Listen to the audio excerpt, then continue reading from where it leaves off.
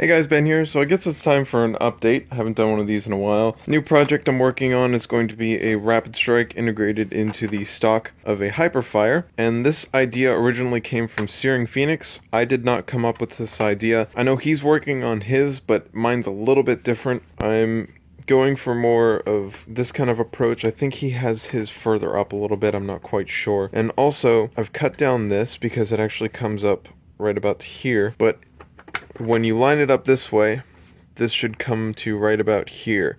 And so you'll have a little more room for your hand, have a little more room for your thumb, and I think that's going to be the method I kind of want to approach this by.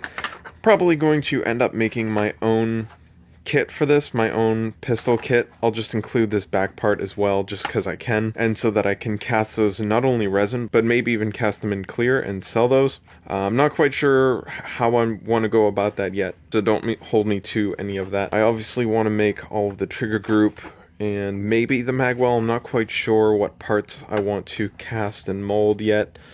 Already have all the back parts for here, so I don't need to worry about that.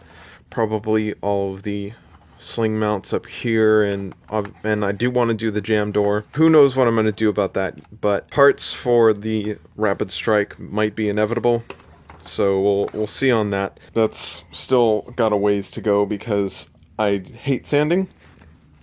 I've got some of these connectors out because these are the old Tamiya ones that I used to use when I used airsoft batteries. But I have some LEDs here. Now these are rather expensive LEDs simply because these are quote-unquote true sunlight color. They're not too yellow, they're not too blue, they're somewhere in the middle. And I got this for something else unrelated to Nerf, but I figured since I am doing that, I might as well hook them up to this because I've been having issues with the lighting. And so now it goes to a 9-volt that I almost just missed grabbing. You plug that in, and then this all lights up down from there. And so they go through the diffuser, and so it works. I've already tested it. It works great. And it's going to be kind of hard to see because I have the LED on my phone. But it's a lot more natural light looking than even my camera phone, because my phone is compensating for it right now. But in real life, this looks way better than any other LED set that I've ever seen or ever used.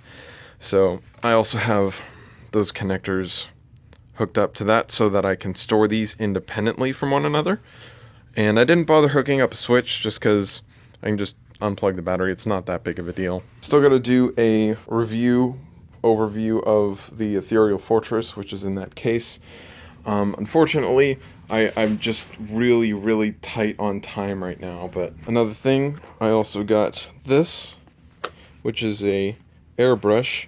I've wanted to get one of these ever since I was like 5 years old, actually. I've always wanted an Airbrush, but I finally decided to get one. This one was like $100, but if I'm going to do something, I'm going to do it right the first time. Got the quick connector there. As you can see, I've already got the hose line hooked up to a whole litany of things that I'm not going to go into right now, just as a temporary means until I get a smaller air compressor that I can put in my closet so I can do this inside. Right now I'm just going to work off of the big air compressor, and I have it going into several things to make it more precise in controlling the PSI. And the reason why I ended up getting one of these, the thing that pushed me over the edge, was unfortunately Qualcomm got me into Gunpla. Darn you, Qualcomm. I've already sunk way too much money into this, and I just started. Also got him going on, excuse the mess. This is how I live. I'm going to attempt to paint one of these things for the first time. This is the first one I ever did. I think it came out okay. And then this is the second one, which came out much better. It's hard to tell right now, but just the way I cut out the parts, I did a much better job on this one. If Gunpla isn't your thing, I completely understand. You won't be seeing any of this on my channel. This is just another hobby that I'm getting into. But the Airbrush might translate over to Nerf relatively well. This is some mirror chrome, and I want to give that a try on some of these parts, and then maybe it could go over to Nerf. So this is kind of the base coat for it. It's like a shiny black, and then you put this over it, and anyway, I still need to figure all that out because I haven't actually done this before.